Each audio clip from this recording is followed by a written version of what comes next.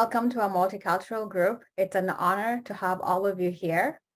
The purpose of this group is to create a community where your cultural uniqueness is understood and celebrated, and to connect with like-minded business professionals for the purpose of generating organic business, sharing information, tools, and ideas. I want to thank our sponsors, Hispanic Network Community. Today we have a panel of speakers who have a wealth of wisdom to share with us. And in the interest of time, instead of doing our regular introductions like we normally do, we'll instead do our intros during the breakout sessions. I will start introductions. For our first speaker is Mabel Katz. She's an author, an inspirational and keynote speaker, seminar leader, transformational coach, peace ambassador. The work she does is consistently transforming businesses and improving lives. Her unique presentation goes to people's core and soul and gives them the tools they need to create long-lasting results. Many have said she has changed their lives. Our second speaker is Mark Fingerman, and he is a mediator for civil disputes with an emphasis on business, family business, partnerships, trust, and estate disputes. He practices mindfulness-based mediation, offers mindfulness training for companies, professionals, and individuals. And our moderator today is Jorge Rabasso. He's an insurance broker and has been in the financial protection business for over 30 years, helping people with health, disability, long-term care, and life insurance, and helping with their employee benefit packages. He represents numerous carriers, which enables him to shop for the best products at the best price, customized for each situation. He's also the founder and chairman of the Hispanic Network Community, former Hispanic Business Network, which is our sponsor. So now I'll hand the meeting over to Jorge so he can lead us to the next step. Okay, perfect. I'm going to start, but now you know we have Preston. He had come just at time. So Preston, can you talk about him? So Preston, thank you for coming. Preston is a real estate intermediary with Rose City Realty, Inc. He bundles his capital market knowledge with local real estate market expertise to successfully complete most types of real estate transactions, regardless of size or complexity. Back to you, Jorge. So now the first question is going to be for Mabel. Mabel, I know you for a long time. I have a lot of admiration for you. And you have been working in, it's helping people all around the world. And the reason why we choose you to be here is because you really deserve it. So, Mabel, what is the biggest mistake someone can make in their life? Not to go out of their comfort zone or, buy into the fear, not going for their dreams. I think we really need to trust ourselves more, to believe in ourselves more. Basically, I would say that's, I think, the biggest mistake, not being yourself, paying attention what other people think of you instead of working on what you think about yourself. That's the biggest change in my life. I used to be a tax accountant and making all those changes, forgiving, letting go of the past, living more in the present, not worrying so much about the future. So all those changes will help you to go through your fears, feel the fear and do it anyway. That was one of the first books I read, Feel the Fear and Do It Anyway. So it's really going for your dreams, I would say. Not going for your dreams would be the biggest mistake, not believing in yourself. Because you're going to have all your life, why you didn't do that? Oh, yeah. And then you'll regret. And you will regret for something that you didn't do. That's a big mistake. You're right. Thank you, Mabel. Sure. Mark, Mr. Fingerman, how about you? What do you think is the biggest mistake someone can make in their life? Hang on 1 second. That I'm presenting, so I'll give you a more direct feed to my voice. So that's an interesting question because there's a lot of ways to approach it. So I'll just take the most direct route. I think the biggest mistake that someone can make is not realizing or forgetting that, it's all in your mind. What does that mean? That means that necessarily everything you experience is in your mind, because the world is out there. There's an objective world that's constantly in motion, that has forms and motion and interactions that we see, but it's being mediated by the brain and by our senses. Now that sounds like, well, that's pretty obvious. Yeah, but people forget it. They forget it. And what does that mean? That means that people, I see this as a mediator, as a former trial lawyer, people get into conflict over perceptions and viewpoints. You know, the two people looking at the same thing see something different, necessarily so. And it's such a fundamental aspect to just realize that you are in complete control of how you interpret reality. You know, give you an example. Somebody says, so-and-so is upsetting me because they're doing this. And my question to them is, who's upsetting who? That person's just doing that. They're not doing that to intentionally upset you. You are reacting to that in a way that's upsetting. You can change your mind and change how that affects you. It's just that simple. And ultimately, we can choose to live with a foundational sense of joy and joyfulness. Joy is our birthright. We're inherently joyful creatures. Let's try it right now, okay? I can show you in 3 breaths, okay? Just sit up in a way that you're comfortable and upright. And you can keep your eyes open if you want to close them. Empty the lungs completely. And bring up a half smile. This is the key. Bring up a half smile. And take 3 full deep breaths in and out of the nose.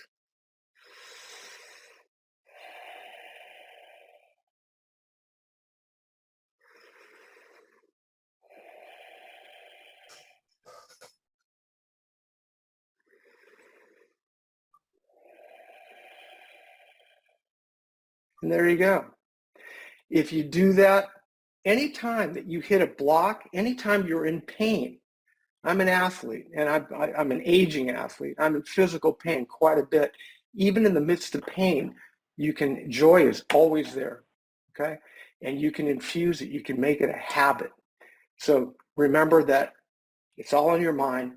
You can choose to be joyful. Thank you, Mark. Thank you very, very much. Thank you. Mr. Preston, how you doing? Look forward to hear you. What is the biggest mistake someone can make in their life?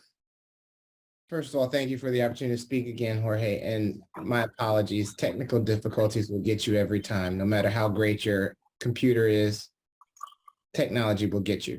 So my apologies. I have to echo what Mabel is saying, not Mabel, but Mabel is saying, that if you have a dream, you must go after. You owe it to yourself to pursue whatever your dream is. Some people come to California looking to become a movie star. Other people have the thought that they want to become an astronaut. And other people want to see their life on Broadway. And some people just want to be an attorney or a doctor. Whatever it is, you owe it to yourself to always be able to say that you can look in the mirror and say, I tried. I gave it my best. My dream was there. I tried. I succeeded, or it wasn't meant to be. But at least you know that you set forth, you made the plan, and you went after what you were seeking. So there's nothing wrong with what Mabel was saying, is that you have to go for your dreams. You owe it to yourself to never look back and think, I never tried. Because your dreams are probably some of the most important things that you can have right in front of you. Is it something that you can go after, attain, and look back on and say, success was mine, I had it, or I had the right to fail, I did, but at least I know that I tried. Thank you. Yeah, thank you, Preston. You know, something that I always brought my attention is that if we are from different communities, if we are from different cultures, most of the time the answers go into the same direction, and that is called universal law. So we are agree, you know, that we had to live the life in full. So the second question is, I'm going to do this question to Mr. Fingerman. Mark, the reason you are in this panel is because I always had the admiration from you, how you help people with this meditation stimulus. So all the meetings I have been going where you're at, you always make people to meditate or to do the breathe and to, to feel better. And today you went, the same way. You got this 1 minute, you had to do it with all of us. And I think it's something that's helping all of us, because people had to meditate to get out of the stress. People had to, to stop. And I always admire how you start your meetings, and now you had the chance again. You showed to us that you are doing the right thing when you ask us to stop, close your eyes, and see what your breath is going. So thank you. And that's one of the reasons you're here. Thank you. So, Mr. Fingerman, what is the best advice that you have received in your life? Thank you for that, by the way, for recognizing the power of what I teach. It's not me. I'm just a vessel. And yes, it's my calling and my mission is to teach peace and bring peace in the world. So best advice, 2 mentors told me the same thing in different ways. My yoga teacher, who I did training with, Max Strom, who I went on, I don't know, over a dozen retreats with over the years. I always, had a question for Max after, the second or third day of retreat, and he'd think about it and he'd answer my question, because I was trying to improve myself. And I don't know, after about probably the 6th or 7th year we were together and on a retreat, and I asked him one of my profound questions, and he just took a breath and he went, "Mark, just live your life." And I went, "Got it." And I'll get to what that meant. The next was my mentor as a mediator, Ralph Williams at ADR Services. He's like the Yoda of mediators at ADR Services. Kind of looks like Yoda a little bit too. At any rate, I shadowed him for 20, 30 cases. And at one point he looks at me and he says, "Mark, just let the case come to you. Let the case come to you."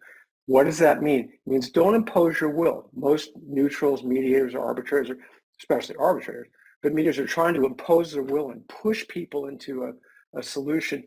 Or if you let it come to you, if you just listen to what people are saying and really listen, you can get to the heart of the conflict.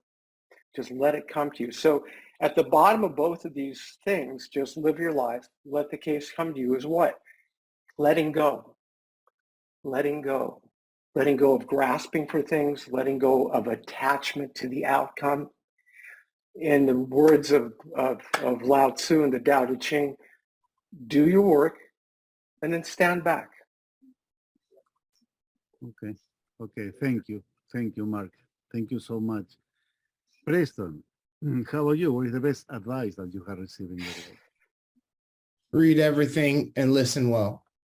I think reading is fundamental. They always say that on ABC on Saturday mornings, but I do believe that the more you get your hands on, the more that you can read, the more that you have time to read and read it, the more you expand your mind, the more you expand your knowledge, the more you expand your perspective of how other people think.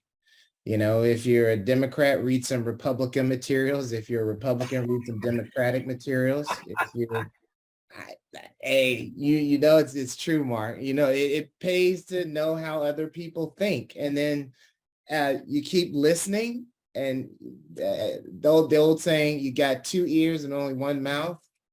So double up, keep listening. And there's so much rich interactivity that is to be had when you've educated yourself to both sides, when you can speak well and you've heard a person out and you haven't tried to shut them down. There's just so much that we can learn from and get out of each other if we get well-versed, become knowledgeable, and keep reading. There's always stuff to read. Fill that mind up with as much knowledge as possible, listen for perspective, and then add to the conversation. It creates a richer life and richer opportunities to get to know so many people at with more breadth and more depth than ever before. Thank you, sir. Thank you, sir. Thank you very much. Mabel, how about you? Well, I had a teacher, a Hawaiian teacher that taught me the Ho'oponopono technique. And I was with him for 10 years. And one day I told him as a joke, I said, I started writing my book. So he says, wonderful. And as a joke, I said, I wrote the table of content. And he said, that's the way you start writing a book. So for me, the most important thing is that you, again, no, I'm going to repeat myself, but just being yourself, knowing that you have everything that you need inside yourself, that you are not missing anything, or you're, you know, I wrote like 7 books, and I never took a training about writing books. But one of the best advices that he gave me was when I realized I was going to teach, because I wasn't planning to change careers. I was doing really well as an accountant. And I went and I said, well, I'm going to go and take classes, you know, because I don't know anything about public speaking. And he said, no, that will take all your naturality. All you have to be is yourself. So that being yourself was a biggie for me. Again, not paying attention what other people, I can be in big crowds and not get nervous, only because I have to be myself. And I'm not there to impress anybody. I'm not there to see what they are going to say about me. You know, not everybody will like you, but you have to like yourself. And very briefly, I'm going to say, going back to the book thing, because I think it's important. We put in our minds, like Mark was saying, things, you know, I cannot do it, or I don't know, I don't have what it takes, whatever. So in Croatia, my organizer says, you know, we don't have enough time to publish your book. This was many years ago. And I saw the red, Carolina, but I will take 30 seconds. So anyway, she says the publisher, you know, the professional said they cannot do it on time. And she says, could I publish it? And I said, yeah, go ahead. So when I get to Croatia, I just go directly from the airport to give the conference, to present the book. And I look at the book in Croatian, and it's perfect, you know, bound and everything. And as I'm talking to the people, I say, look, the professional says it cannot be done. Look at the book, beautiful, yeah, professionally done. She says, the amazing thing is she's not a publisher, and I'm not a writer. Because really, I'm not a writer, even though that I wrote 7 books. But when you do things from your heart, I mean, everything works. Thank you. That's advice. That's the best advice. And also you said something about the social mirror, right? The social mirror, that's always Yes. looking at us and it's bothering us. So we got to get rid of that most of the time. So thank you. I'll go to the third question, and I'm gonna choose for the first one, Mr. Preston. Preston, I forgot to tell you that the reason that you are in this panel is because I really believe you are a very good leader. When you are in the meetings, you always helping people. You always are saying good things about people. And you impress me. I really, there are things that we can learn from you. You are very, very proactive when you do your leadership. So I'm going to ask you, what is the most positive experience that you share with someone from another culture? Could you repeat that question one more time, sir? Yes. What is the most positive experience that you share with someone from another culture?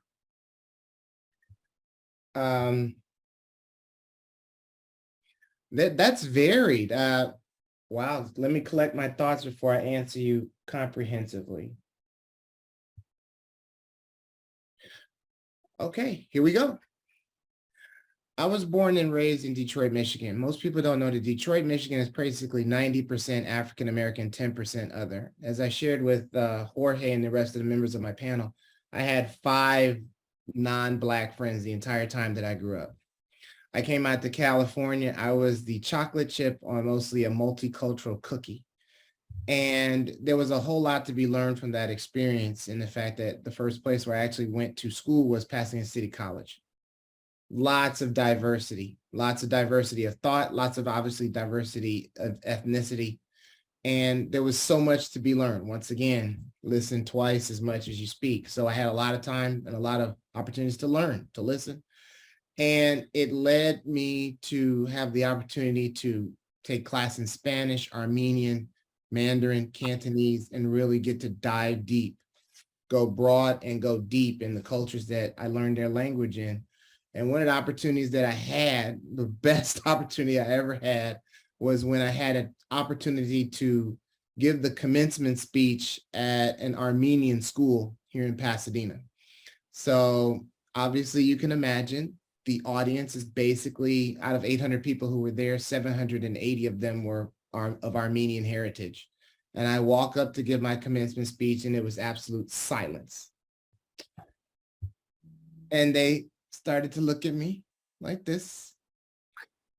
Like, what is this guy going to do? What is he going to say? And when Armenian came out of my mouth, the jaws dropped. It was the most amazing thing. And people thought I only knew a couple of words. I didn't.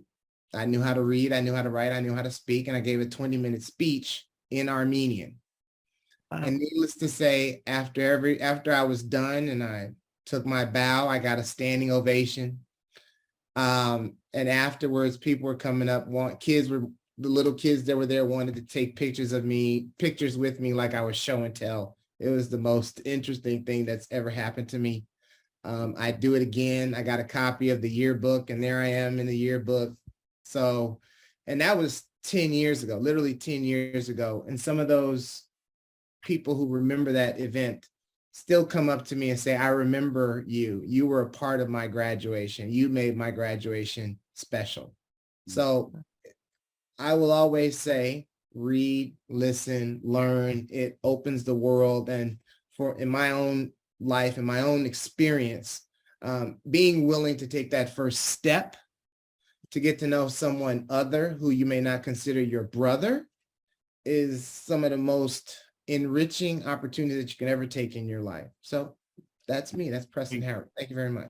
Thank you, Preston. You are a good example for all of the cultural way of communicate. So, Mr. Fingerman, how about you? What is the most positive experience that you have with her? Well, that's a really easy question. Getting married to my Japanese wife. Okay. That was the most positive experience.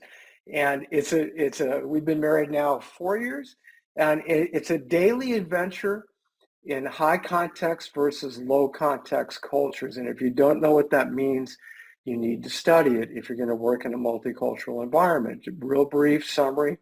High context is where she's from. Most of Asia falls within that, Latin America. And that means that how you're perceived by your society is everything. How you're perceived by your friends and family is everything.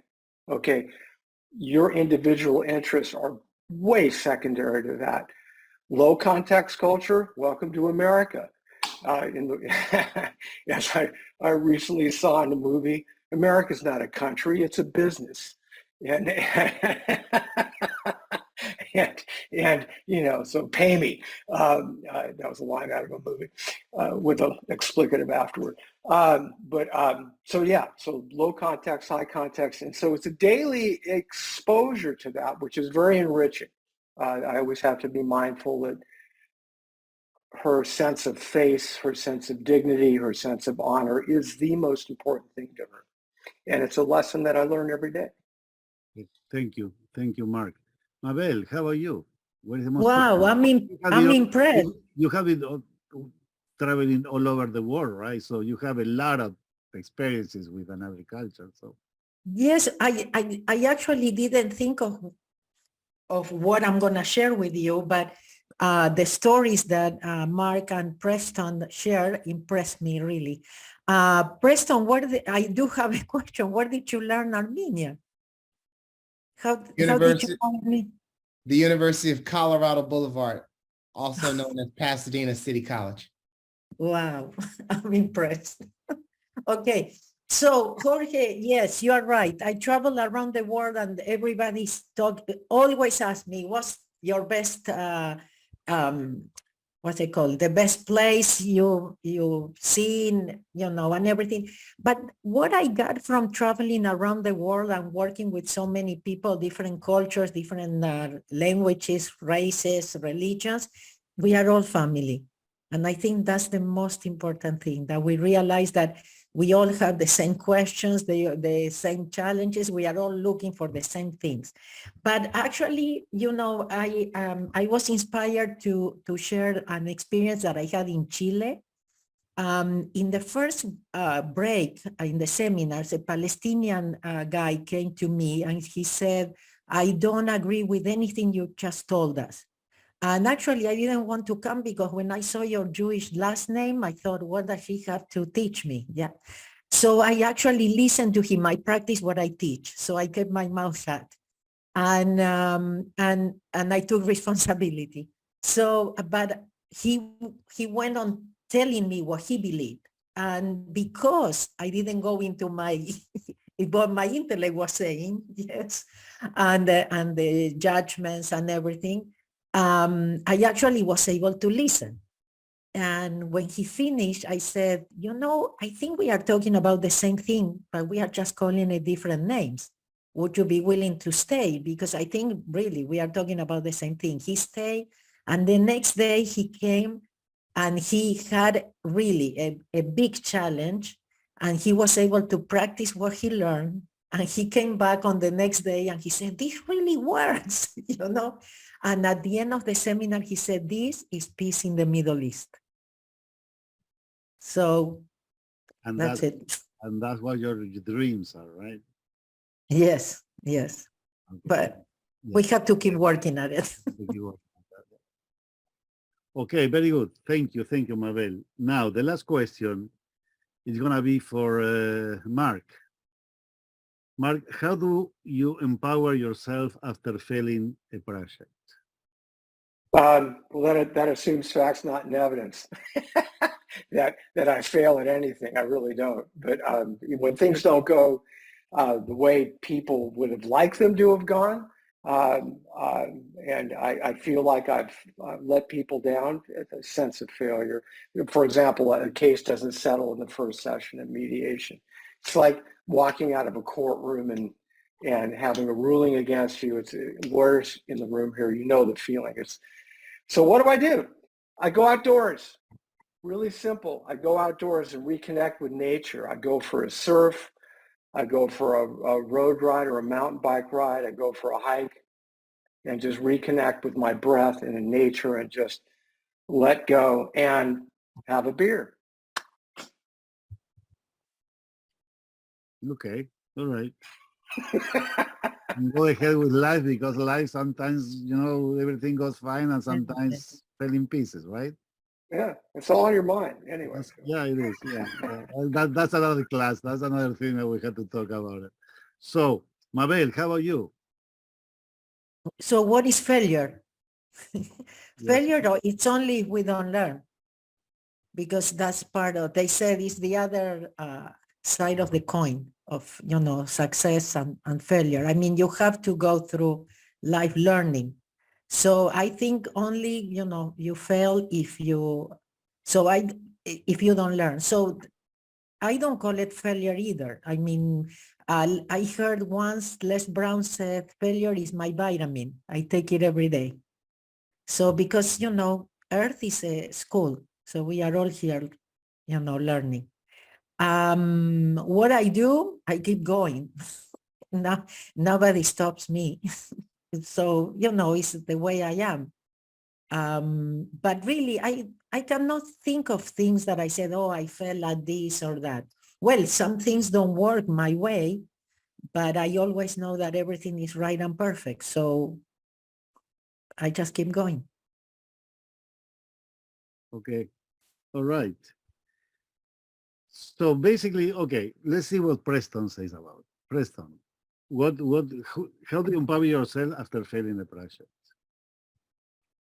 It's interesting you asked that question because I took it a variety of different ways. as a parent of little people, there have been times when I wasn't able to help my child in the best way that I would have liked, and I wasn't able to help her prepare the best project for school. Sure. I mean, I'm at the office and I think I'm getting a little bit of feedback from someone. Farinati Graciela? Yeah. Okay. But I'll keep going. You know, so I take it that you can fail your child, you can fail your boss, you can fail your friends. You can have failure come in a variety of different ways.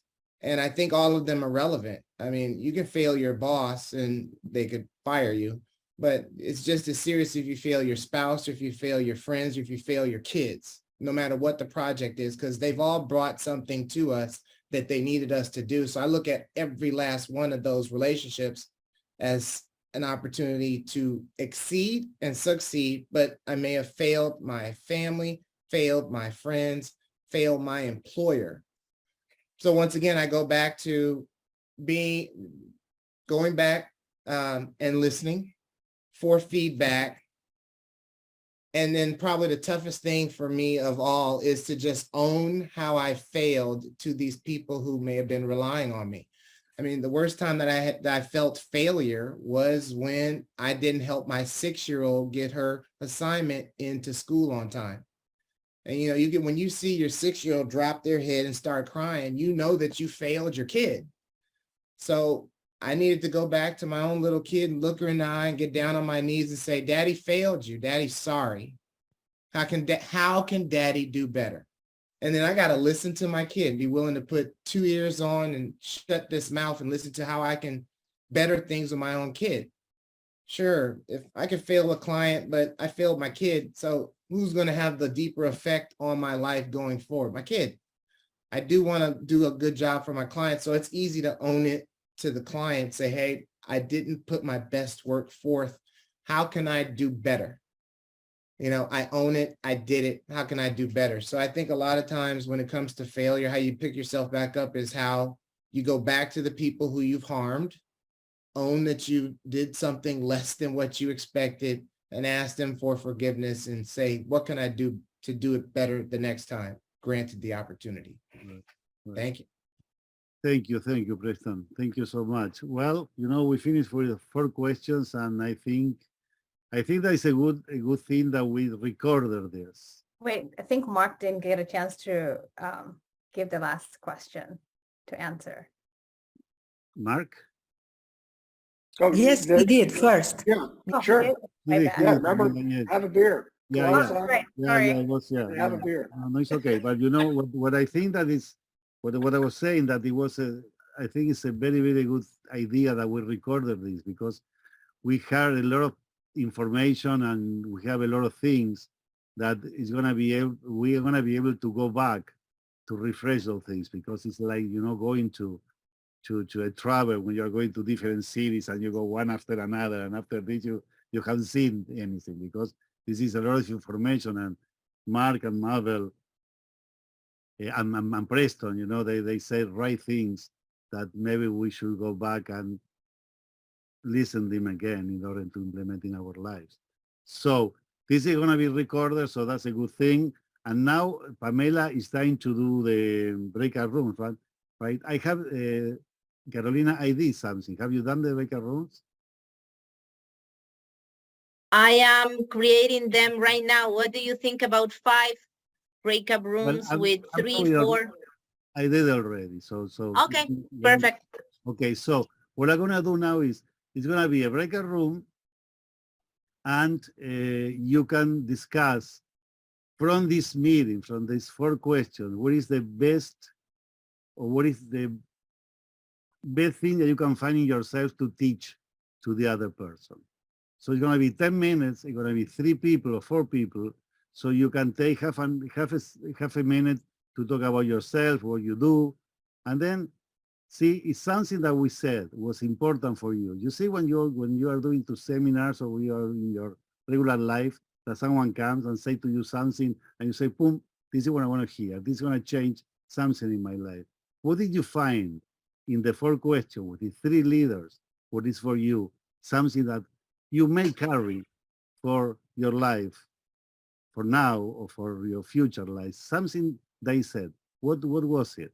So don't be shy. Let's go to the breakout room, and let's share this. And I'm going to open now. And I hope you have a good time. I'm sorry, I have to run to Yeah. another meeting. So thank you all. It was an honor to participate and be of service and to learn from the group and just absorb the good vibes. So thank you. Thank you for taking time. Thank you, Mark. Thank you very much. Okay. You're welcome. Bye. Does someone want to share something about the breakout room that you talk about it for 1 minute?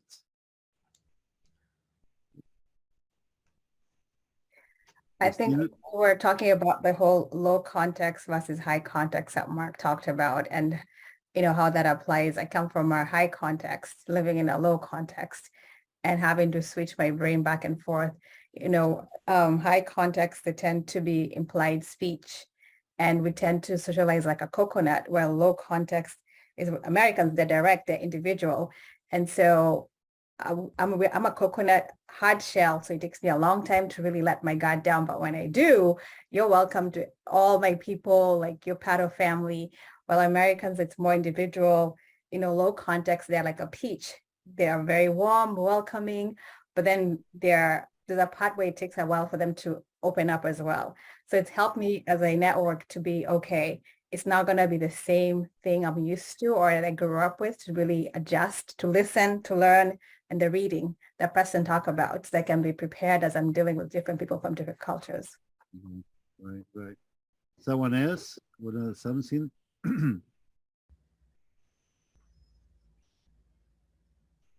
I can share. Please. My name is Drusilla.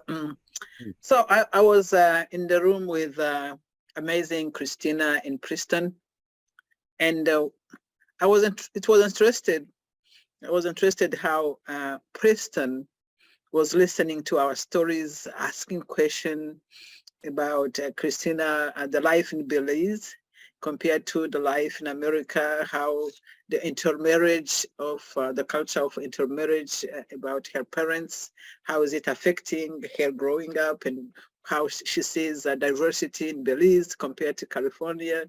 And then he was interested to know about Rwanda, because I survived the genocide. I was there in 1994. So he was asking if when I say I'm from Rwanda, if people tend to ask me about genocide. And that is the case. Many people know Rwanda about the 1994 genocide, and I was there. So, Preston, you are a good listener. You are interesting, and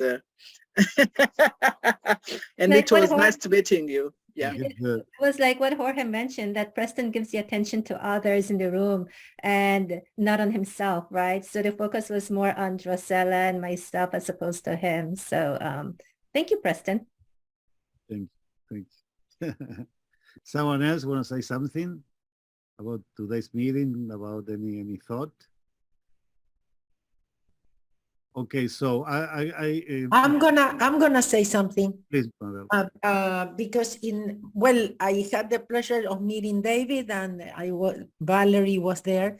And one thing that I didn't say that I think is so important, and Valerie gave me the inspiration, because I love when I see young people, and I love to work with young people and tell them, you don't have to be perfect, So that was a big one for me. And I was looking at Valerie, I don't know how old she is, but she looks young and she's doing big business, and I love it. And I'm sure sometimes she doubts, but again, you don't have to be perfect. Just be yourself. Thank you, Mabel. Someone else? Can I say something? I was in a group of course. I was waiting for you. We were waiting. Actually, but if that is here, she's gonna say so. She has to say something. Of course, Tara, you're welcome. Yeah. Thank you. No, I'm sorry. I was just going to say it was interesting. I was in the group with Jorge, Felix, and Christina, and you know what? Like Felix explained, that following you know what you want to do, and you have this dream, and you must take action. And that to me was so meaningful. And look where he is now. He's communicating with folks all over the world and spreading what he needs to do. And every day he plans with his partner to figure out, okay, where do I go next? What do I need to do to, make sure, take action of what my dream has been. And it was really interesting. So thank you. Thank you, Tara. Isaac, yeah, you want to say something? Sí, very thank you for everyone. It's my first time in this event. Well, in Spanish, I have the experience for stay in community Spanish, maybe 2 or 3, but in only English with other people is my first experience. I think it's very good because I know other people, different country and experience. Yeah, I like to hear all people. I would like to learn in the more about person. Okay, thank you, Isaac. Thank you so much. Someone else? Okay, so, no? All right. Pamela, with your permission, I would like to give 2 minutes to Dr. Felix Laxo to talk about the project, because this is a very, very important project. And also, Dr. Felix has been, doing a lot of things to save the earth. So it's something we have to pay attention. My friend Felix. You had 2 minutes, yeah. You want to unmute yourself? Unmute yourself, Felix. We can't hear you. Yes. Okay, number one, I never give up. I know. And one of these days, it was the Friendship Day, el Día del Amor y la Amistad, the Friendship Day. And a friend of mine wrote me and he said, congratulations, you never give up. And I said, you know what?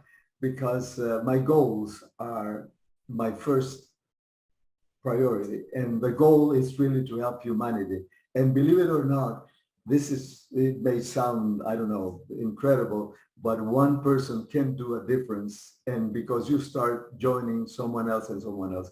So basically what I wanted to say is we're getting ready to do a World Congress.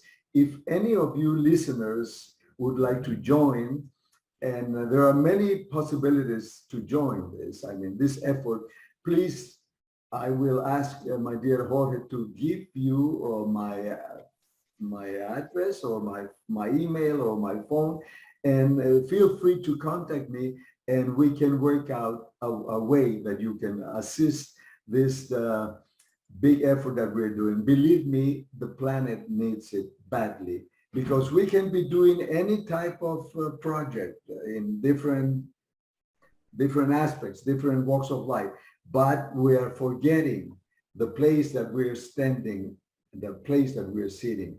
So please, again, if you feel free, do contact me, and it'll be an honor to contact you and let you know which way you can be of some help in this huge effort. Gracias, Jorge. Thank you, Jorge. No, you're welcome. You know that the Hispanic network community is always towards to help the earth, and something like it's a project that we are opening as well. So we're always be helping you, Felix. You know that. Because And I'm sorry, Felix, you mentioned something about trash, and my nephew in Mexico, he has dedicated himself to that, to converting. So if you are interested, I can put you in contact. Oh, no doubt about it. I definitely need it. Yeah. You know the city that he is in, Distrito Federal or any city? Yeah, in the Distrito Federal. Sí. Oh, please, I definitely need to contact him. Yeah, because he has a very interesting project. Yeah. Okay, Mabel, I'm gonna send him his Felix email, so you can communicate. Yes, please. So on my side, Pamela, I really appreciate, I have been the moderator. I really thanks Mabel, I thanks Preston and Mark to come here. And, it was a privilege for me. I'm so happy today. So, those days that things work, because we are doing is following the mission to put the communities together. So thank you, Pamela, for this opportunity you have given to me and to all of us. Thanks so much. So, You're welcome, and it's been an honor, a pleasure. I'm always learning so much from each one of you. Thank you, Preston, Mabel, for taking the time to come and share with us your wisdom, and Jorge for all the ideas and the support. It's been so instrumental. I really do appreciate that. Our next gathering is March 17th at 11 a.m. I will send out an email with all the information. March is Women's Month, and we'll have a panel of women who are pioneers in their industry to discuss the challenges they faced, how they've overcome them, lessons learned, and Tara will be one of them. So I will send all the information so you can log in and come support women who are jumping in there and creating seats, tables, rooms so that the next generation can have it much easier. So I look forward to seeing you all next time. so thank you. Then a big round of applause to all of us, right? That we are doing. Yes. Right? So Yep. Thank you, George. Thank you. Thank you, Pamela. Thank you.